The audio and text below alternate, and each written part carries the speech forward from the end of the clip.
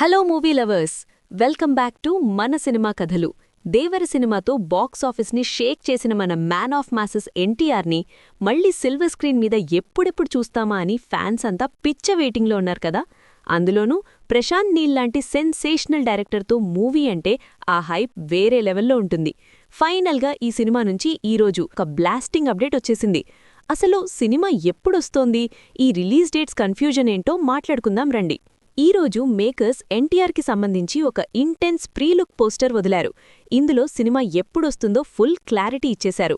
వచ్చే ఏడాది అంటే 2027 జూన్ 11న ఈ సినిమాని భారీ ఎత్తున రిలీజ్ చేస్తున్నట్లు అనౌన్స్ చేశారు. నిజం చెప్పాలంటే మధ్యలో షూటింగ్ యాప్స్, డేట్స్ మారుతున్నాయని చాలా వార్తలొచ్చాయి కదా. అసలు సినిమా వస్తుందా రాదా అని ఒక చిన్న టెన్షన్ ఉండేది. మరి ఇప్పుడు చెప్పిన జూన్ 11 పక్కాగా ఫైనల్ అవుతుందా, లేక మళ్ళీ ఏమైనా డిలే చేస్తారా? ఏమో అండి, ఈ డేట్ అయినా ఫైనల్ అయిపోయి ఎన్టీఆర్ని ఆ మాస్ లుక్లో థియేటర్లో చూస్తే చాలు అనిపిస్తుంది నాకైతే. ఇక ఈ డేట్ డిలేస్ బాధను మరిచిపోయేలా మేకర్స్ ఇంకో కిర్రాక్ అప్డేట్ ఇచ్చారు. అదేంటంటే వచ్చే నెల అంటే మే 20న మన తారక్ బర్త్డే కదా. ఆ రోజు అభిమానులందరికీ ఒక సాలిడ్ సర్ప్రైజ్ లాగా సినిమా ఫస్ట్ గేమ్స్ని రిలీజ్ చేస్తున్నట్లు కన్ఫర్మ్ చేశారు.